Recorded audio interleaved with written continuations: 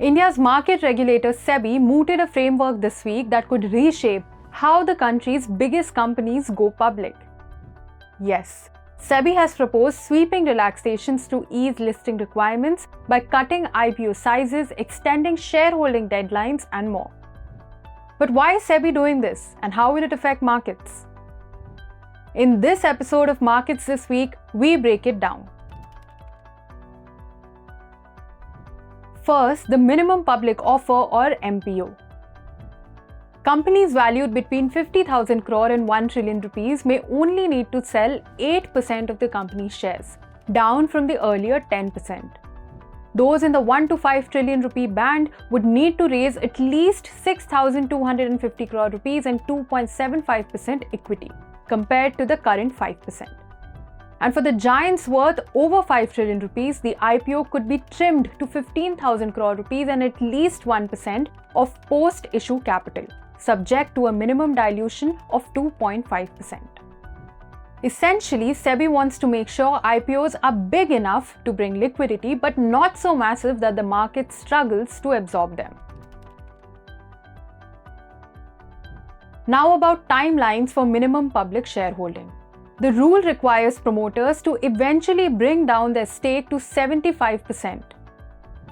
Mid to large issuers between 50,000 crore and 1 trillion rupees will get 5 years instead of 3 to reach 25% public holding.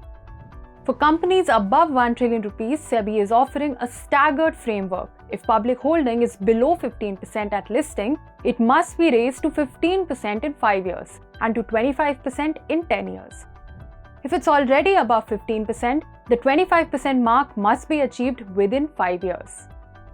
The idea is to give mega companies breathing space without forcing heavy share dilution upfront. And here's good news for retail investors. SEBI has decided to retain the 35% IPO quota for retail buyers, dropping its earlier idea to cut it to 25% for very large issues. This means small investors won't lose out on their slice of marquee listings. Now, why is SEBI doing this? Well, SEBI says massive IPOs can overwhelm the market and even hurt share prices, especially for cash-rich, stable companies or public sector firms that aren't in a high-growth phase.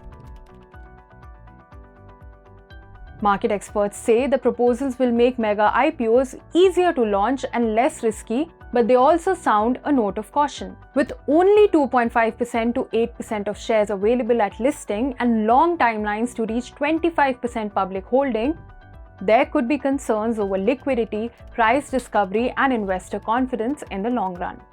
The proposals are now open for public feedback until 8 September 2025. What do you think about these proposed changes? Share your thoughts in the comments below and don't forget to subscribe to Business Standard for more such easy to understand market explainers.